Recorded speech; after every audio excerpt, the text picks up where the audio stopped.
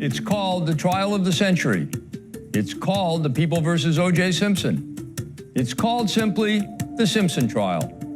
But there is nothing simple about it. At its essence, it is a search for justice in the murders of Nicole Brown and Ron Goldman. What it becomes is a point in history where you remember exactly where you were when you heard the verdict. I'm Roger Cossack, and this is OJ25.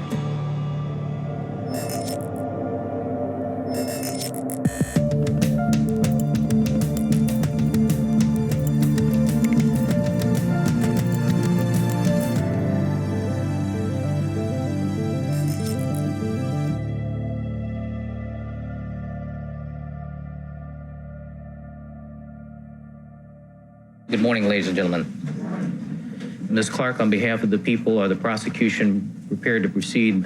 Yes, Your Honor, we are. All right, you may proceed. Thank you very much.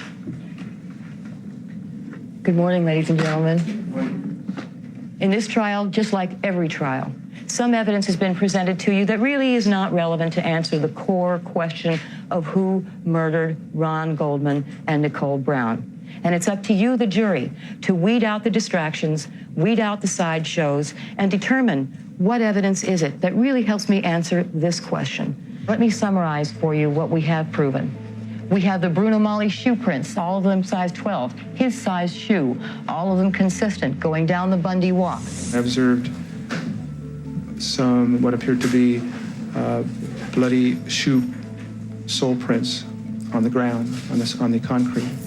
We have the Bundy blood trail. We have his blood to the left of the bloody shoe prints.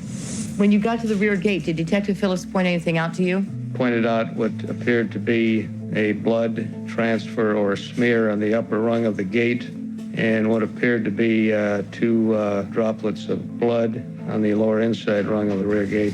We have the blood in the Bronco, his and Ron Goldman's. The results from 31, are they clearly a mixture that is consistent with the defendant and is consistent with Mr. Goldman? Yes, it is. We have the Rockingham blood trail up the driveway, in his bathroom, in the foyer. Seeing that blood drop obviously triggered the fact that I'd seen what appeared to be a blood trail leaving the crime scene at Bundy. We have the Rockingham glove. It appeared to be somewhat moist or sticky. It appeared that parts were sticking to other parts of the glove. There was Mark Furman, acting like a choir boy, making you believe he was the best witness that walked in here, generally applauded for his wonderful performance. Turns out he was the biggest liar in this courtroom during this process. You're a criminal defense attorney and you have a tough case. This is what you do. You argue the law. And if the law is against you, you argue the facts. And if the facts are against you, you raise hell and blame somebody else. When the facts and the law are against it, blame the police, blame the prosecution, point the finger elsewhere, create a smokescreen. And that's what they've done in this case, ladies and gentlemen. Smoke and mirrors. I think it's been hard for all of us to be here and to listen to all of the evidence. In this case, evidence that proves Mr. Simpson is guilty because none of us wanted to believe it. We all wanted to believe that our image of him was right. And we all know that we never knew him exactly, but we kind of felt like we did. And it's really kind of hard to have to believe that the man we saw in the movies and the commercials could do this. But he did. So much of the essential facts in this case are just shot through with reasonable doubt. There is something wrong. There's something terribly wrong about this evidence. Somebody manufactured evidence in this case. There's missing blood. There's EDTA. There's questions, serious, deeply troubling questions. You must distrust it. You have to distrust it. Usually I feel like I'm the only one left to speak for the victims, but in this case, Ron and Nicole, they're speaking to you. They're speaking to you. And they're telling you who murdered them. Nicole started before she even died. Remember back in 1989, as she cried to Detective Edwards, "He's going to kill me." He's going to kill me. I said, well, who is going to kill you? She said, OJ. I said, OJ who? Did you mean the football player, OJ, the football player? She said, yes, OJ Simpson, the football player. 1990, she made a safe deposit box, put photographs of her beaten face and her haunted look in a safe deposit box along with a will. She was only 30 years old. You told us a moment ago that you took these photographs, is that correct? Yes, I did. Okay. Would you describe for us, please, the circumstances that led to your taking these photographs? Nicole asked me to take them for her. How many 30-year-olds you know do that? A will, a safe deposit box? It's like writing, in the event of my death. She knew. He's going to kill me. This is O.J. Simpson's one day in court. By your decision, you control his very life in your hands. Treat it carefully, treat it fairly. Be fair. Don't be part of this continuing cover-up. Do the right thing, remembering that if it doesn't fit, you must acquit. That if these messengers have lied to you, you can't trust their message. That this has been a search for truth.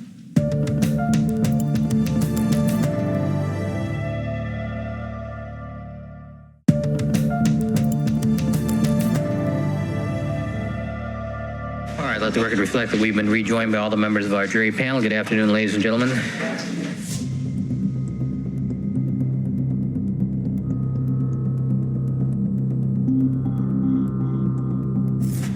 Although the brutal and callous way in which Ron and Nicole were murdered may understandably make you feel sorrow, pity, even anger, it would be wrong to find the defendant guilty just because you felt sorry for them.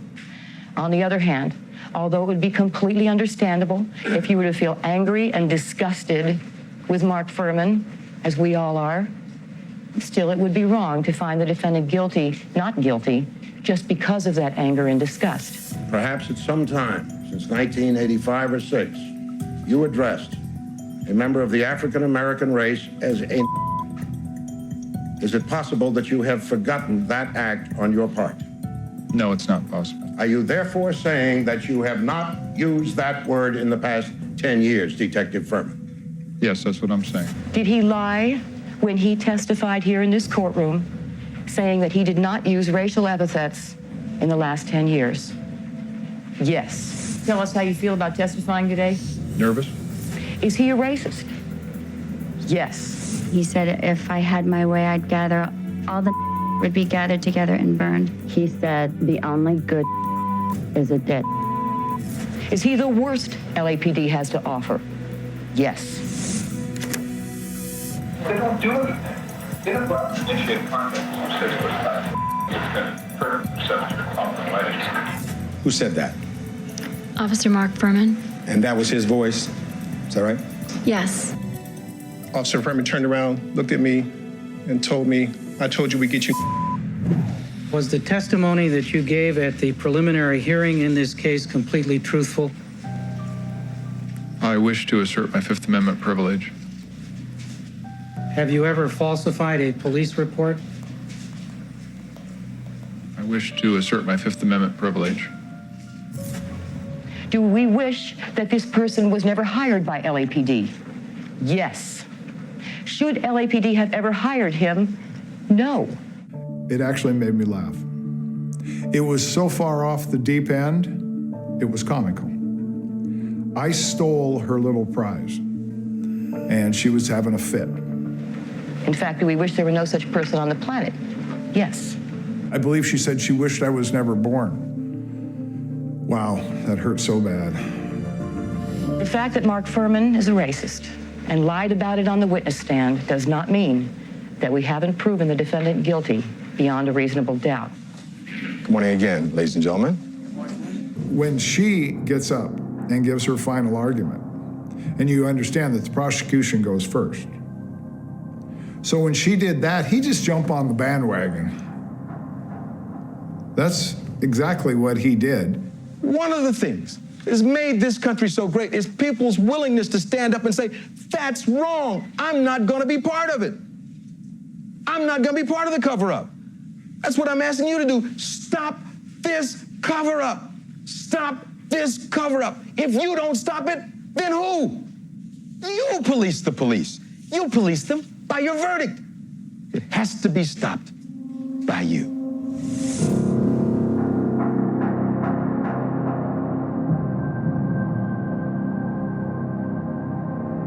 I want to tell you about what is troubling, what is frightening, what is chilling about that Kathleen Bell letter. She goes on to say, Officer Furman went on to say that he would like nothing more than to see all gathered together and killed, burning them or bombing them. I remember that what he said was probably the most horrible thing I'd ever heard someone say. What frightened me even more was that he was a police officer, sworn to uphold the law. And now we have it. There was another man not too long ago in the world who had those same views, who wanted to burn people, who had racist views and ultimately had power over people in his country. People didn't care. People said he's just crazy, he's just a half-baked painter. And they didn't do anything about it. This man, this scourge, became one of the worst people in the history of this world, Adolf Hitler. We have seen a man who perhaps is the worst kind of racist himself, someone who shoves racism in front of everything, someone who compares a person who speaks racist comments to Hitler, a person who murdered millions of people. How do you compare Furman, who you've said was a liar and a racist, to someone responsible for the death of millions of people? Really? And I exploded over that one. He suggests that racism ought to be the most important thing that any one of us ought to listen to in this court, that any one of us in this nation should be listening to. And it's because of racism we should put aside all other thought, all other reason, and set his murdering client free. He's a sick man, and he ought to be put away.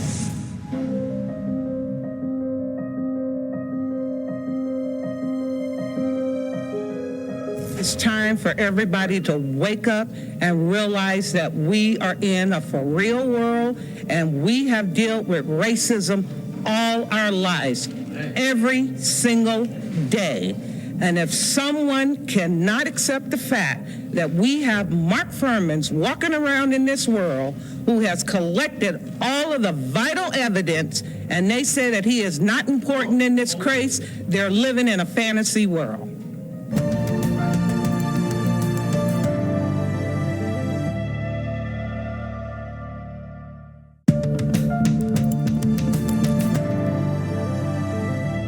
We are in the midst of the final arguments. Mr. Cochran, you may continue with your argument, sir. Good morning. Thank you very kindly, Your Honor.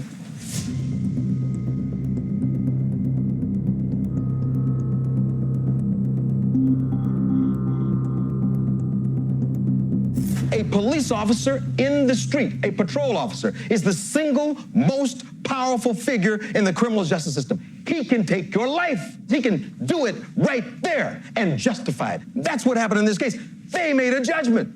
Everything else after that was going to point toward O.J. Simpson. Is there any doubt in your mind that when you went to Rockingham, Mr. Simpson was not a suspect? There's no doubt in my mind. Mr. Simpson was no more of a suspect at that point than you were, Mr. Shapiro. By this time in your investigation, having in mind the blood that you discovered on the Bronco and the glove that you discovered in the alleyway, had Mr. Simpson become a suspect?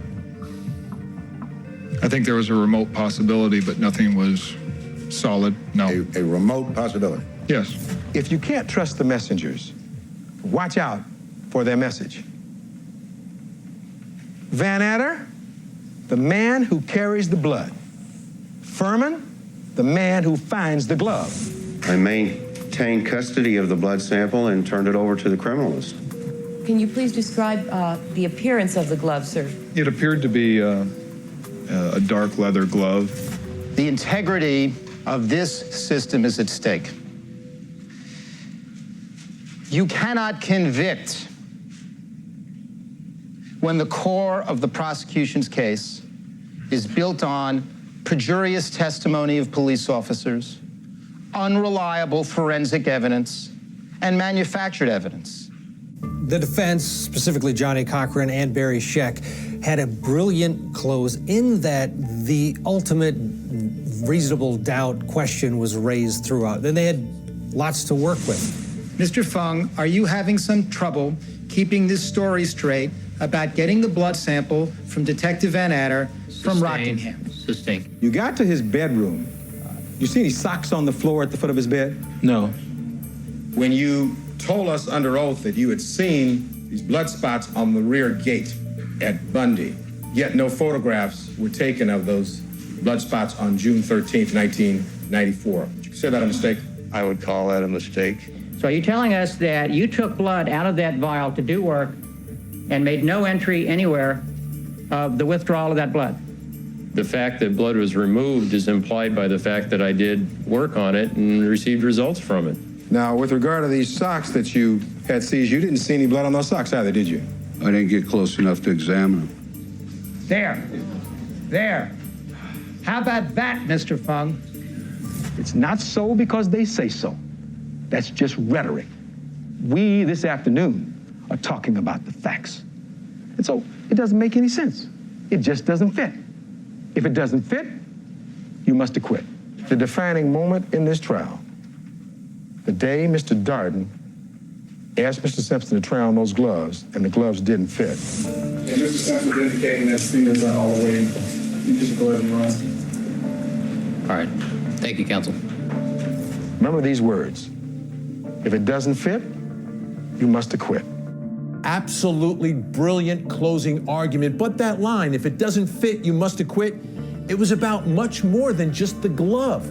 It was about all the evidence in the case, an amazing theme, incredibly powerful inside the courtroom. I was thinking last night about this case and their theory and how it didn't make any sense and how it didn't fit and how something is wrong. It occurred to me how they were going to come here and stand up here and tell you how O.J. Simpson was going to disguise himself. He was going to put on a knit cap and some dark clothes, and he was going to get in his white Bronco and this recognizable person and go over and kill his wife. That's what they want you to believe. That's how silly their argument is. And I said to myself, maybe I can demonstrate this graphically. I'm going to show you something. This is a knit cap. I'm going to put this knit cap on. And you've been seeing me for a year. If I put this knit cap on, who am I? I'm still Johnny Cochran with a knit cap. And if you look at O.J. Simpson over there, and he has a rather large head, O.J. Simpson in a knit cap from 2 blocks away is still O.J. Simpson. It's no disguise. It's no disguise. It makes no sense. It doesn't fit. If it doesn't fit, you must acquit.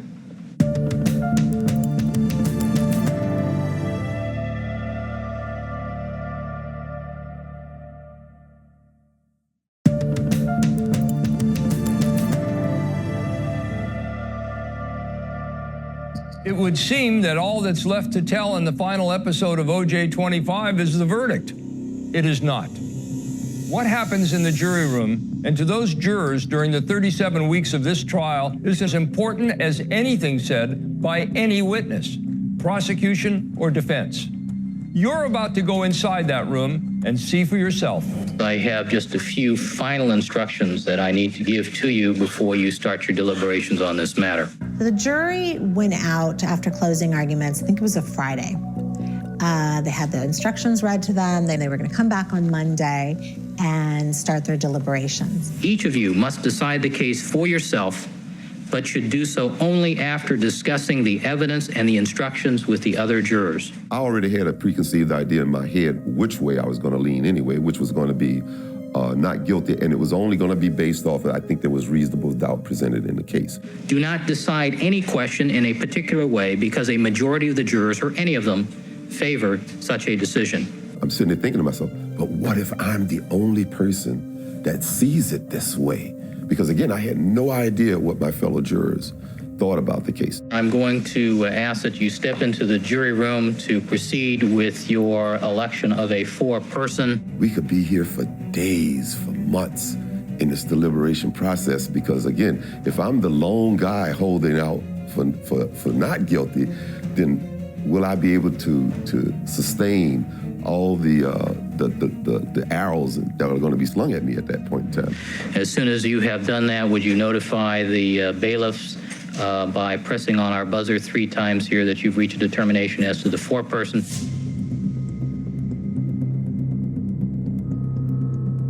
As the court knows, this is a part of the case where one does not know how long it will take, and this has been a very long trial, and because counsel have been tied up in this matter for some time, maybe they have a verdict already and we can go home. Maybe that's it.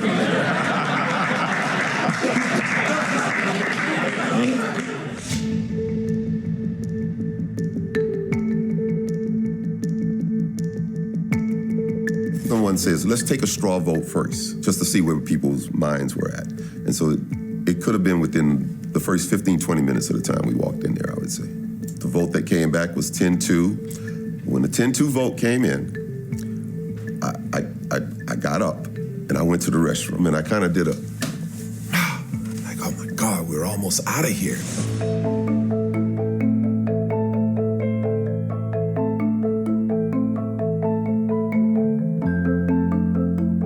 Because we came back 12-0 so fast, I think somebody decided, oh, well, yeah, maybe we need to look at some other testimony in order to try to legitimize that we're sitting here deliberating in earnest. Yeah, maybe we should have the limo driver's testimony reread to us. There was a lot of speculation. Oh, they're looking at the timeline and they're trying to understand what the timeline is. You see that white Bronco in this photograph, sir? Yes. Was that white Bronco there at the time you drove by at about 10:22? I didn't see it. It was a pivotal time in the timeline itself in making the case of whether Mr. Simpson was home already when he pulled up or whether he just came home when he got there.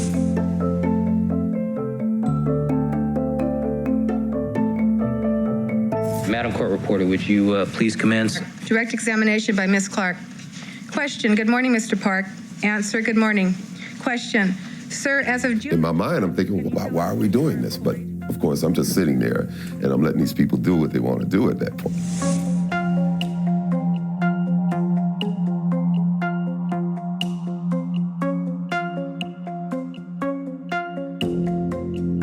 $253 days of trial, 156 witnesses brought in for this jury, and they deliberate for less than 4 hours. Ladies and gentlemen, while we were taking our brief recess, Mrs. Robertson advised me that you buzzed 3 times and indicated that after receiving the verdict forms that you have reached a verdict in this case. Is that correct, Madam Foreman?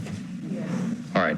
When the jury reaches a verdict, it is always a nerve-wracking experience. No matter what side of the case you're on, no matter how much you truly believe in your case, no matter how strong you think your case is, it's an unsettling feeling because you don't know what the jury's going to do. You've been instructed by the judge to deliberate.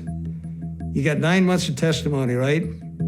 4 hours, 4.5 hours, you come back and say, we got a verdict.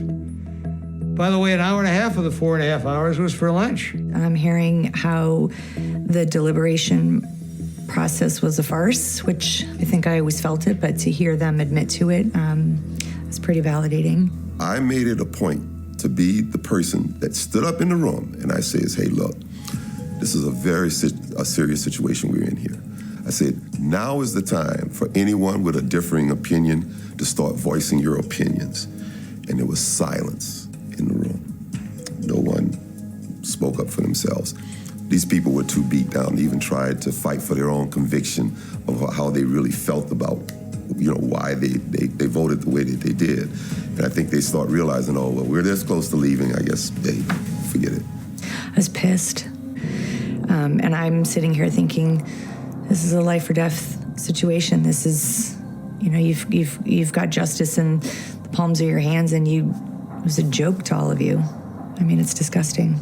Everybody expected a long deliberation after such a long trial. And so many of the attorneys were gone. Johnny Cochran, I think, was in San Francisco. I don't believe Marcia Clark was there. Some of the families weren't there. And the judge said he was going to hold the verdict till the next morning at 10 a.m. This gave everyone time to come back to the courthouse. It also gave the LAPD time to go on tactical alert and bring more police officers and get ready for any potential unrest.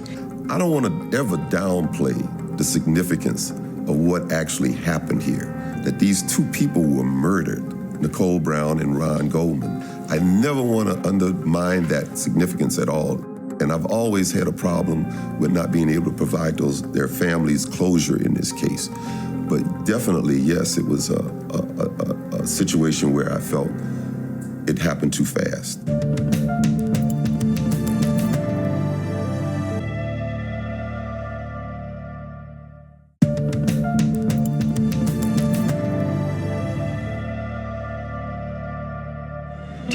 Tuesday, October 3rd, 1995. Thousands of people are outside the criminal courts building in downtown Los Angeles, and millions of people around the world are glued to their TVs to hear the jury's verdict in the People of California versus Orenthal James Simpson. The morning of the verdict, I remember we had a caravan of people driving to the courthouse, and going along the 101 freeway, there was an overpass that someone had taken a huge white sheet and wrote, like, Goldman's "We Love You," and threw it over the side of the bridge. That was pretty awesome. I stopped short of the first door, and I just paralyzed in fear. I just couldn't bring myself to go in there. Good morning again, ladies and gentlemen. I'm going to ask that you carefully listen to the verdicts as they are being read, as after the verdicts have been read, you will be asked if these are your verdicts. We believed that it was a not guilty verdict. We had been told that the verdict form came back very quickly. The sheriff's department, which took control of OJ at the jail, were also with the jurors. I recall correctly, they said to OJ, pack your stuff up. Mr. Simpson, would you please stand and face the jury? Mrs. Robertson. Superior Court of California, County of Los Angeles, in the matter of the people of the state of California versus Orenthal James Simpson, case number BA097211. We, the jury, in the above entitled action, find the defendant Orenthal James Simpson not guilty of the crime of murder in violation of Penal Code Section 187A, a felony upon Nicole Brown Simpson, a human being, as charged in count 1 of the information. You could hear the people in the streets reacting from inside the courtroom.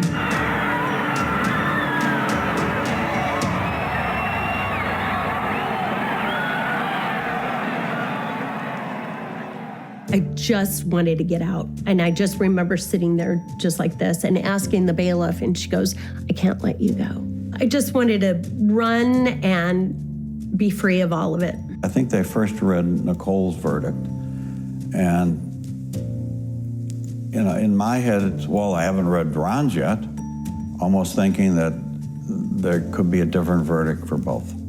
We, the jury, in the above entitled action, find the defendant, Orenthal James Simpson, not guilty of the crime of murder in violation of Penal Code Section 187A, a felony upon Ronald Lyle Goldman, a human being, as charged in count 2 of the information. We, the jury, in the above entitled action, further find the special circumstance that the defendant, Orenthal James Simpson, has in this case been convicted of at least one crime of murder of the first degree and one or more crimes of murder of the first or second degree to be not true. My reaction was shocking. I had to have believed somewhere that they were going to come back with a guilty verdict, but I don't think I walked in there feeling confident. I didn't watch it. My wife did. I was in another room. It went down, and she called to me and she goes, "It's not guilty, and they're going to blame all this on you." And then to hear not guilty? Really? Ladies and gentlemen of the jury, is this your verdict? So say you one, so say you all. Juror number 1, as to count 1, is this your verdict? Juror number 2, as to count 1, is this your verdict? My mom just sat there and she goes, okay, girls, we need to go home and get the kids because he's a free man. We were kind of like in this, peculiar situation where it's very bittersweet. Like you want justice, but kind of you don't because you've got these 2 kids and this is their dad. And no matter what, blood is thicker than water. Juror number 4, as to count 1, is this your verdict? Yes. There was elation on Simpson's face. I don't think he expected it. Juror number 6, as to count 1, is this your verdict? Yes. They look stunned and amazed at this verdict. Juror number 11, as to count 1, is this your verdict? Marcia Clark even looks a little angry here. As to count 1, is this your verdict? I was surprised, and part of my surprise had to do with the fact that I felt we were much closer as a society than apparently we were. As soon as the verdict was announced, most, not all, but most African American students cheered and were very, very happy. And most non-African American students were appalled. They couldn't believe it. Guilty, guilty, guilty. The racial division was so great that people saw the facts differently. They saw things through the prism of race. Go find the killer! OJ is innocent! He did it! He's guilty! Guilty, guilty, guilty! Obviously, they had the reasonable doubt. I mean, that's what the whole system, it sounds like the justice system's been served. They had a reasonable doubt. Juror number 1, is to count 2, is this your verdict? Yes. Juror number 2, is to count 2. And then on the other side of the table, there's Kardashian again, wiping his eyes. Again, he's not celebrating like the other members of the defense team. To me, that really stands out. As to count 2, is this your verdict? Yes. Juror number 7, as to count 2, is this your verdict? Yes. Juror number 8, as to count 2, is this your verdict? Yes. Juror number 9, as to count 2, is this your verdict? Juror number 10, as to count 2, is this your verdict? I remember feeling very quickly that I needed to go to the gravesite and tell my brother, and I think I felt that we had let him down in some way.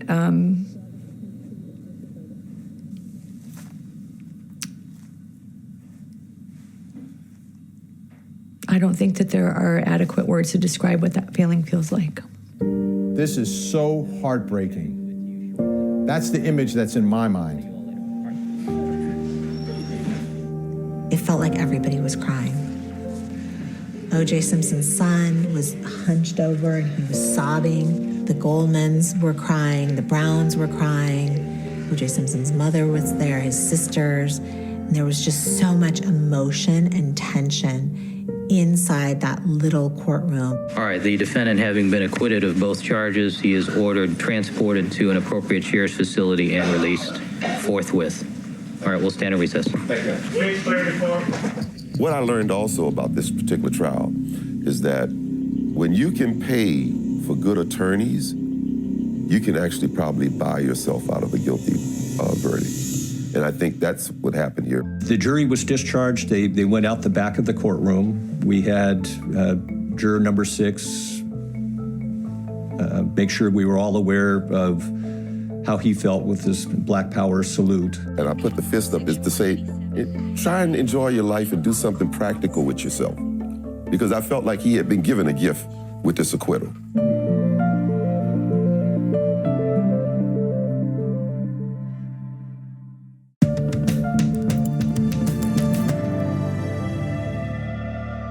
This prosecution team didn't lose today. I deeply believe that this country lost today. I think about Ron every day. I think about what he could be doing, what we could be sharing with him, that our life would be totally different because he would be part of it. It's there every day. You can't get rid of it. It's not something you want to get rid of, but it's there. It's going to be there till the day I die. The grief and loss that someone feels when someone is taken from them, There's the confusion, there's the denial, the disbelief, the shock, the anger, the what ifs, the yearning that doesn't go away. 25 years later, I still feel it as fresh as I did. I would much rather have my sister in my life than do these interviews, believe me. But I can't bring her back. Nicole was and is still in my heart a beach girl, a little surfer. She was a mom. That woman was my sister. She was awesome. Everyone here has put in 110%, given their all for everyone, for justice, for the families of the victims, in the effort to see that the lives of Ron and Nicole were not thrown away. I'm not bitter. I'm not angry. But I'd also like to thank the lawyers on our prosecution team. I am honored to have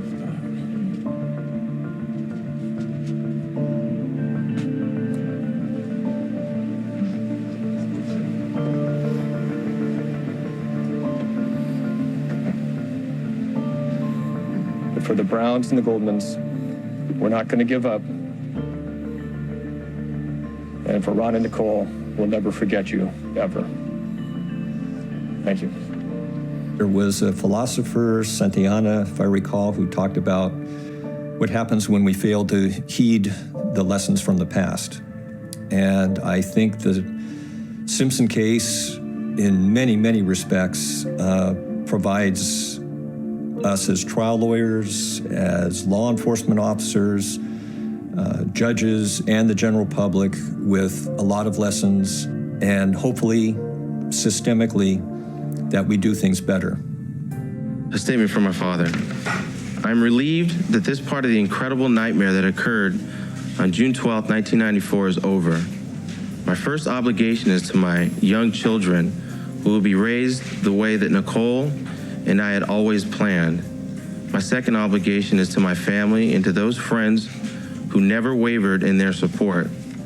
But when things have settled a bit, I will pursue, as my primary goal in life, the killer or killers who slaughtered Nicole and Mr. Goldman. I can only hope that someday people will come to understand and believe that I would not, could not, and did not kill anyone. I would say that if it had not been Nicole, but if it had been OJ's first wife, who was an African-American woman, it probably would not have commanded the same amount of attention. Newspaper headlines reflect the racial divide in the reaction to the jury's verdict. And Simpson defense attorney Robert Shapiro gives this shocking alternate view of the defense strategy to ABC's Barbara Walters during a primetime special. Would you work again on a case with Johnny Cochran? No. Would you work on a case again with Eckley Bailey? I will not talk to Eckley Bailey again. My position was always the same, that race would not and should not be a part of this case. I was wrong. Not only did we play the race card, we dealt it from the bottom of the deck. Race plays a part of everything in America, and we need to understand that. It was introduced by this witness, Furman. This stuff about playing a race card is preposterous. So this is what I will be remembered for. So be it. There's nothing I can do about it.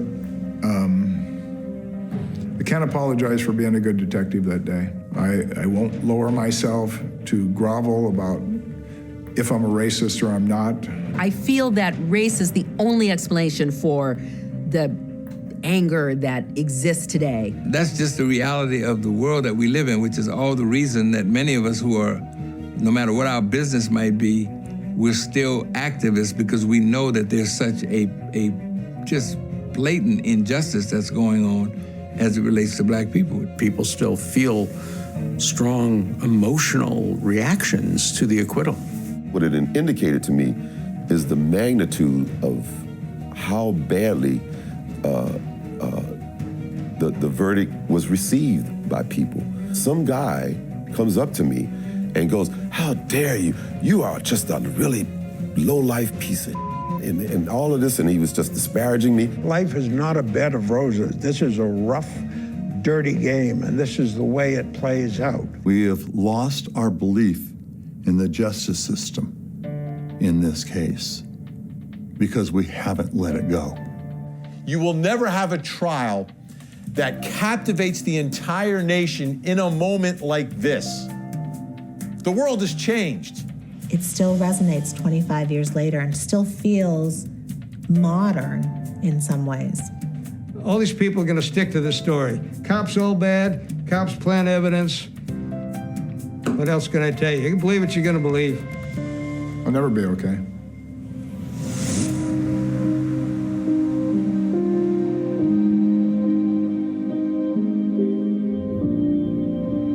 I am asked all the time if I think OJ did it or not. I can certainly understand why people think he did, for sure. Who else could have done it? I mean, I could answer that question, though.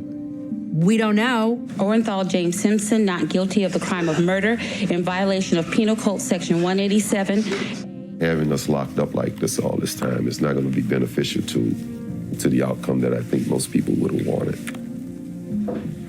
This trial, I think, whetted people's appetites for reality TV. They became hooked on true crime. They became hooked on celebrity crime.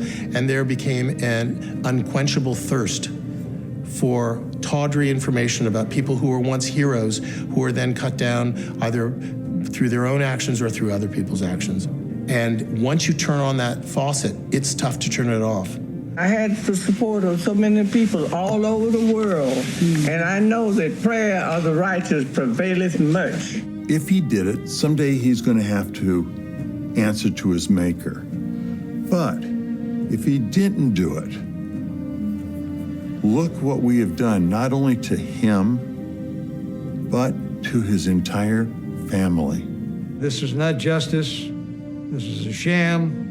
And again, I'm thinking, gosh, what could have been? What if? What if this was only 6 months and there was no cameras here? What if there was no Furman? The last thing anybody thought about was 2 young people getting slaughtered in West LA in the middle of the night on a walkway.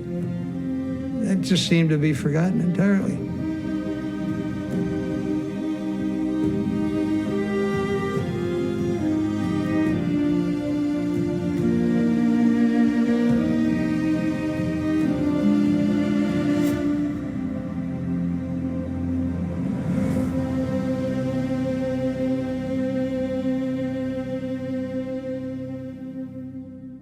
The trial of the century is now in the rearview mirror. But in truth, it's still not behind us. Perhaps it never will be.